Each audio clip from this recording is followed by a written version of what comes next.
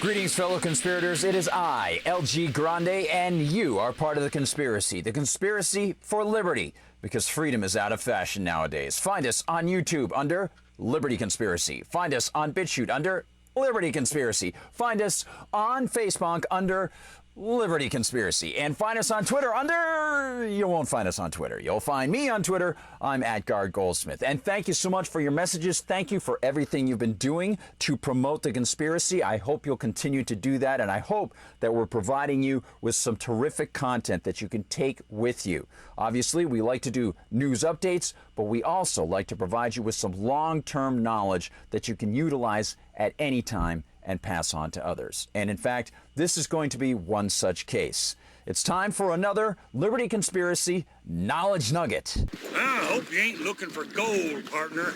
I ain't seen so much as a fleck round here. And this time we're looking at Donald Trump's executive order threatening social media and big tech when they edit what people say or pull them off contrary to their so-called terms of service. And for this, we'll introduce the story with the Business Insider headline. Trump signs executive order threatening social media companies after Twitter fact-checked his tweets. Well, it was a long time coming. That was the final straw that broke the camel's back, as the proverbial term goes, but as the euphemism goes. However, there's a lot more to this than just this headline. And so what I've wanted to do for a while, and what I've decided to do here, is put together something that runs through this in a polished presentation that gives you the pertinent information and allows you to open windows into other areas of the United States, of the Constitution, of the statute in question, and the larger questions, the philosophical questions about liberty, which is why this is intellectual ammunition for the future and can be applied to other situations. So let's open up that window, shall we? And look at some of the lessons we can draw from this, some items we'll want to write down. First off, we look at our headline, Trump's big tech social media executive order, and we look at some descriptors. Relying on Section 230 of the 1996 Telecommunications Decency Act, a section that indemnifies internet providers, as they're called, against state action or liability should users post something, quote, indecent, according to the government, or defamatory, according to a civilian who might want to bring a case in a government court. According to the popular view, this allows web hosts and social media companies to distinguish themselves as, quote, platforms, end quote, instead of, quote, publishers, end quote, or, quote, editors, end quote, as long as they do not edit content that people post. This view is slightly incorrect. To understand what is at stake and how a supporter of individual liberty might view it, let's study this on three levels: the statutory, the constitutional, and the philosophical/ethical. Level 1, the statutory.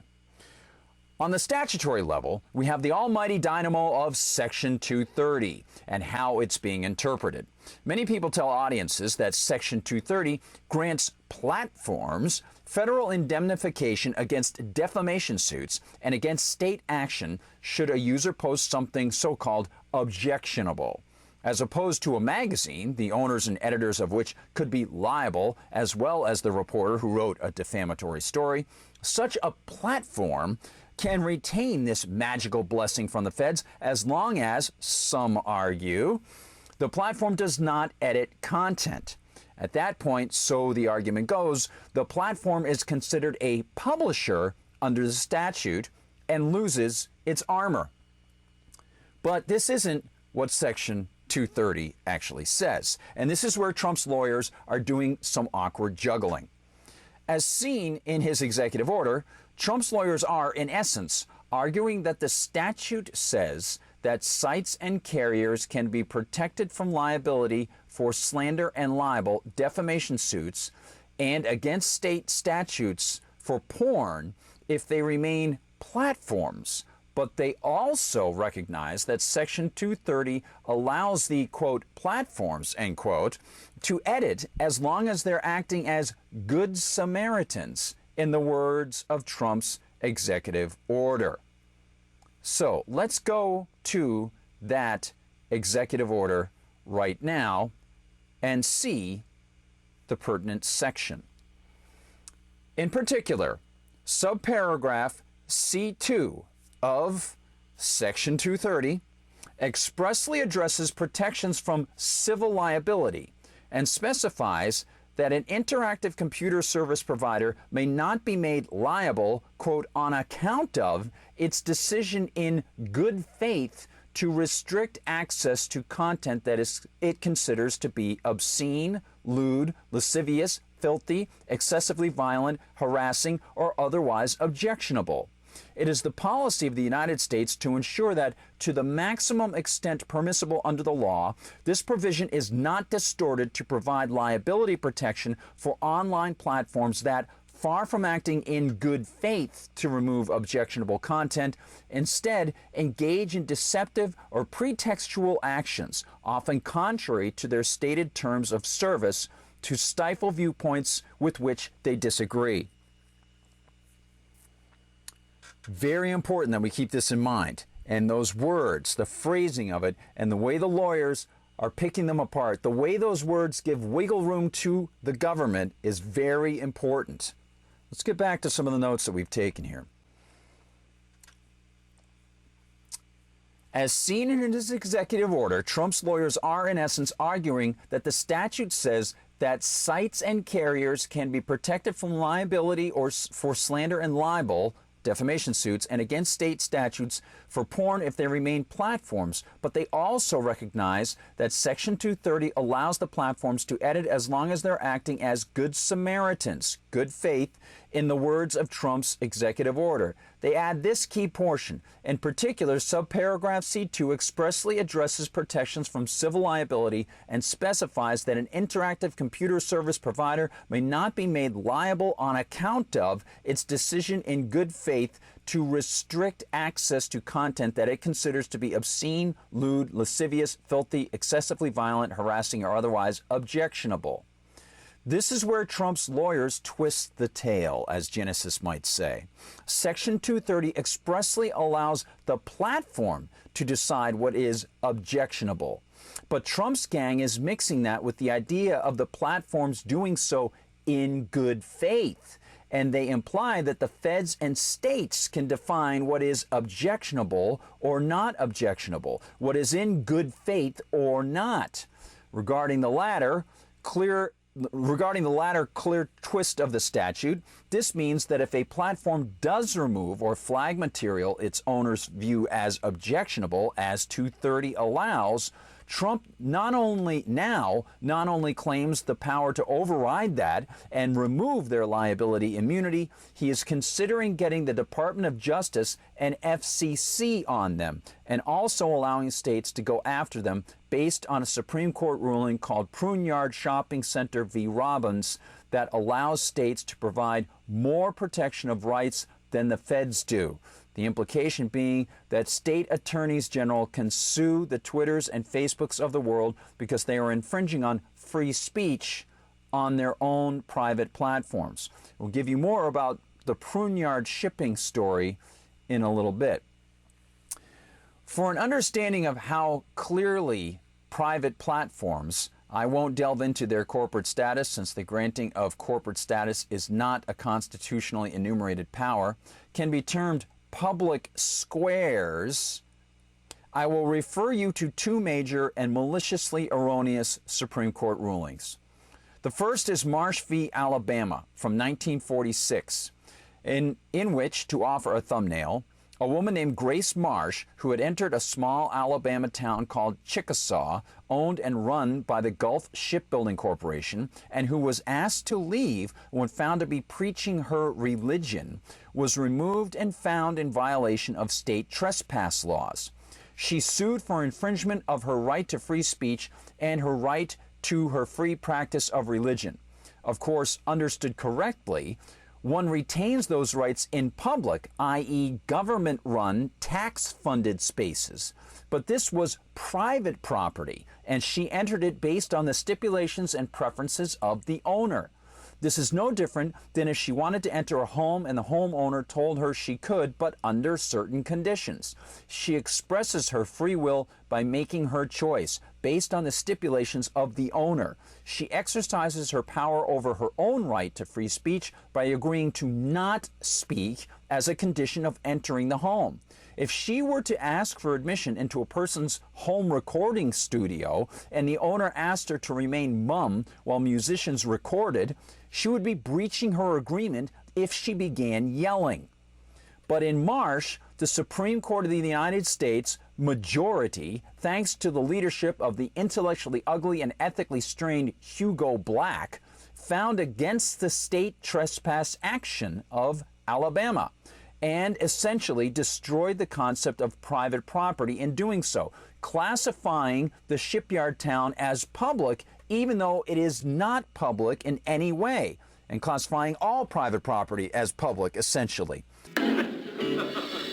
Don't do that. Here is a pertinent portion of Black's majority decision. We do not agree that the corporation's property interests settle the question. He's wrong right there. It's done. If the property interests don't settle the question, then the entire locking argument for government is taken away, Mr. Black. Get it? I don't think so. He never got it. The state urges, in effect, that the corporation's right to control the inhabitants of Chickasaw is coextensive with the right of a homeowner to regulate the conduct of his guests. We cannot accept that contention.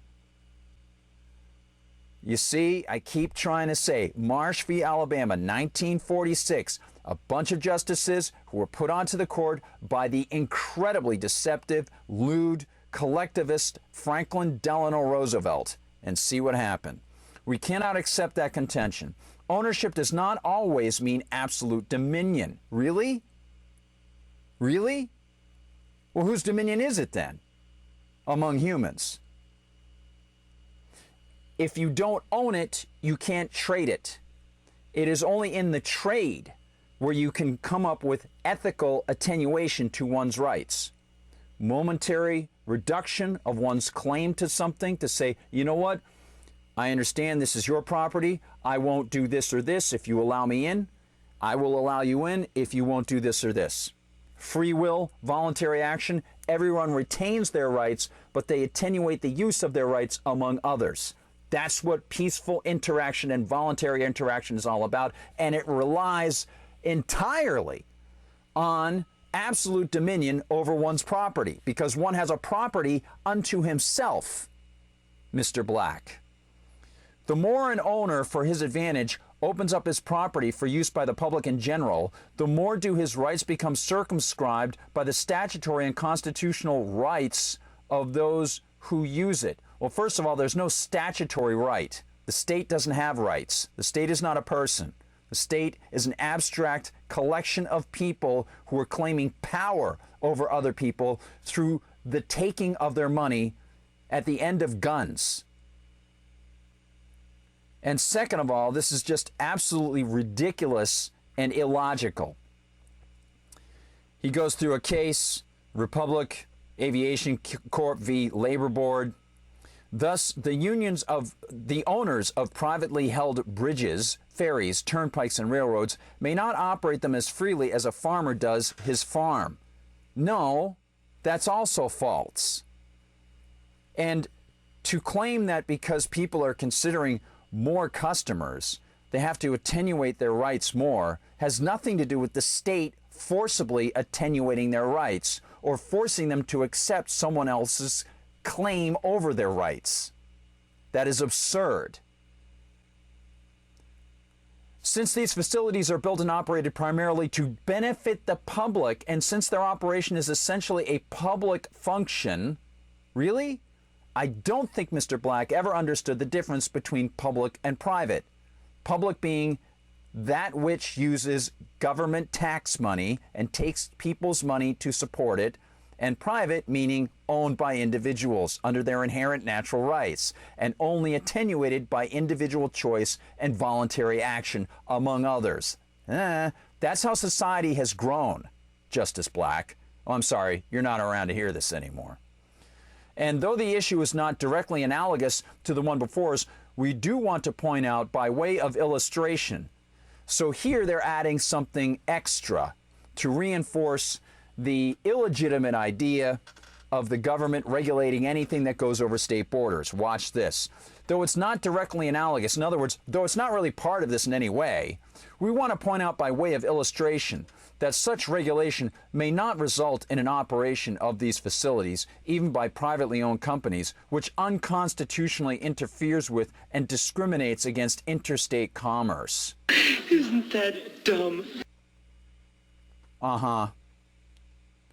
Finally, on the statutory level, I write, I don't know, for some reason I like my writing better. Maybe it's just my preference. Finally, on the statutory level, one must note Trump's team referencing the SCOTUS Packingham v. North Carolina case from 2017, in which the majority of black-robed oligarchs in D.C. ruled that states are not free to undercut liberties that are supposedly protected by the U.S. Constitution. Well, duh.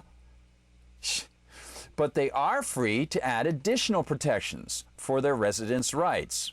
Okay, sounds so far so good, right? If you're on a constitutional level, sounds logical, sounds like what the founders went for.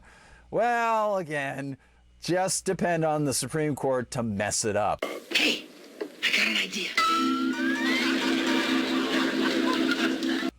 The pertinent thoughts carried from Packingham are these. In 2010, a man named Lester Packingham was arrested in North Carolina for posting on Facebook a positive comment about a traffic court experience. The trouble arose from the fact that he previously had been arrested, convicted, and served time for sexual interaction with a minor, and he had been forbidden from going online, even after his release from prison.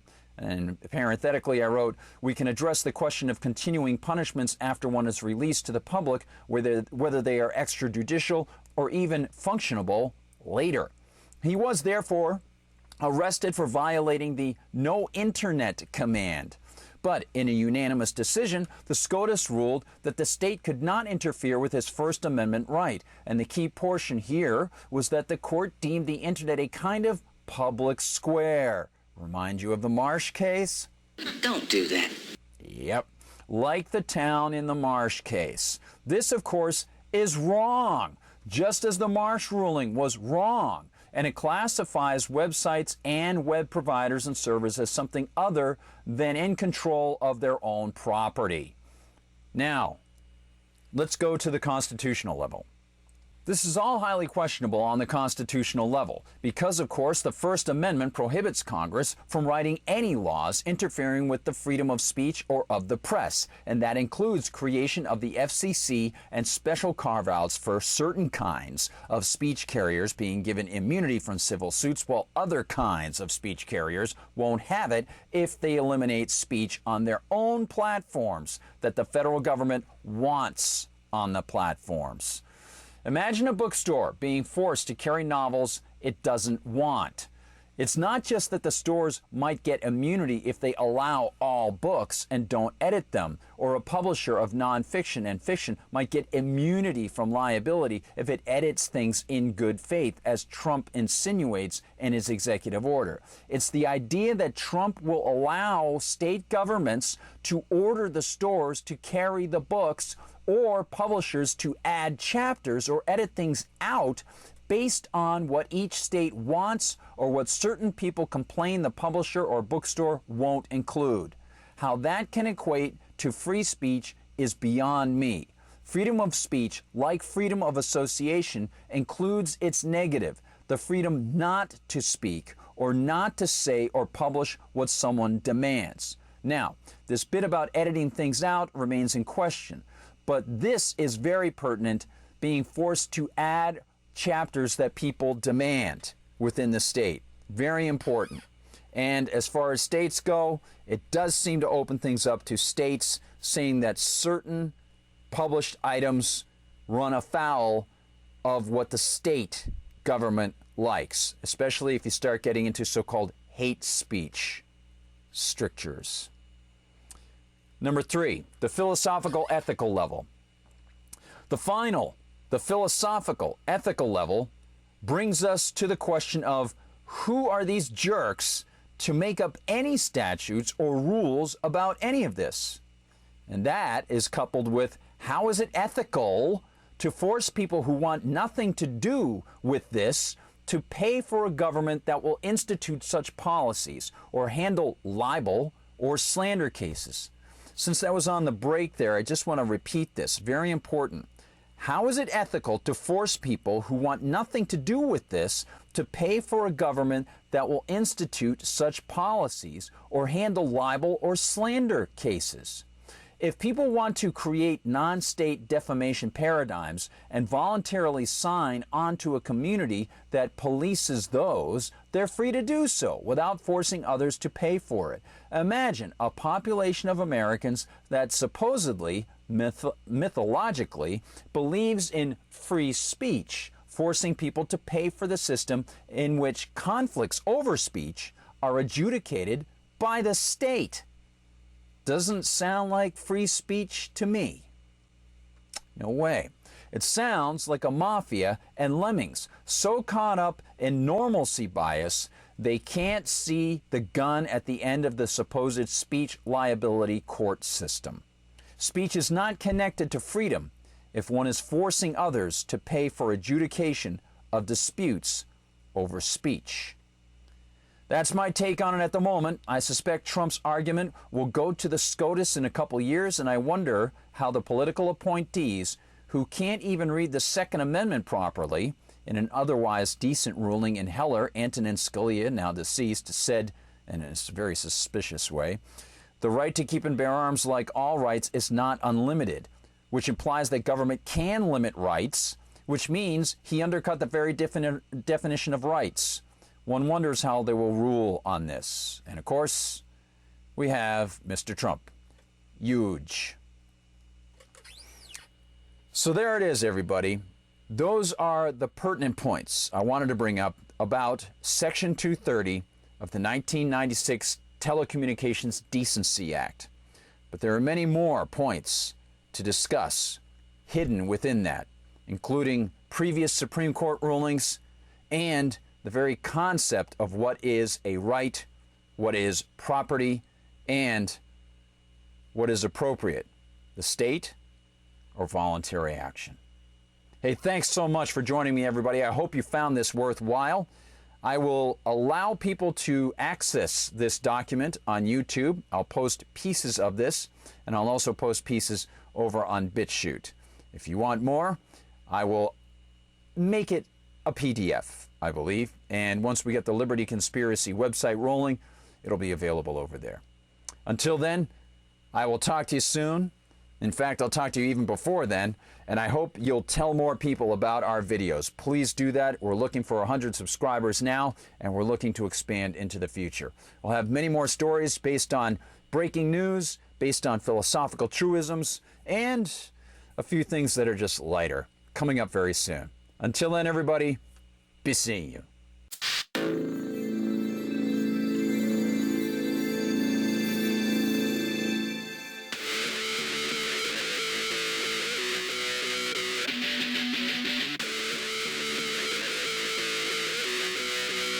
Isn't that dumb?